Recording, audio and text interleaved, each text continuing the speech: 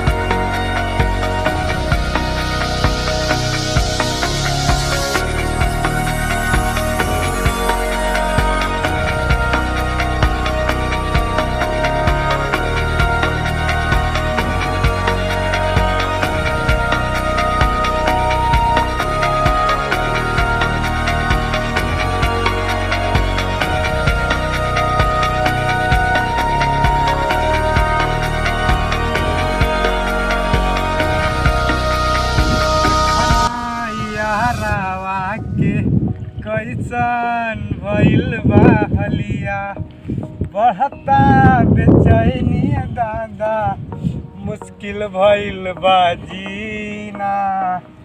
ले लो पुदीना, ले लो पुदीना, ले लो पुदीना, ले लो पुदीना।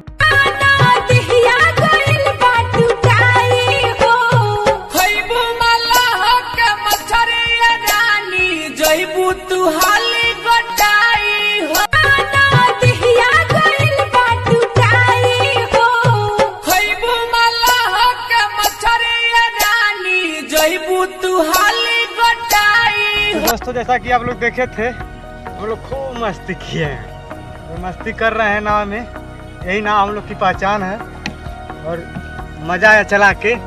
और आप लोग देखिए, बताइए कैसा लग रहा है, मज़ा आ रहा है कि नहीं, कमेंट में ज़रूर बताइएगा। क्योंकि अगली बार फिर एक बार नाव को आगे ट्राई करेंगे। और ये देखिए हम लोग का मछली मारने का तरीका है। जैसे मछली रखे हुए हैं जो अभी आपको दिखा नहीं सकते क्योंकि छोटा हुआ है।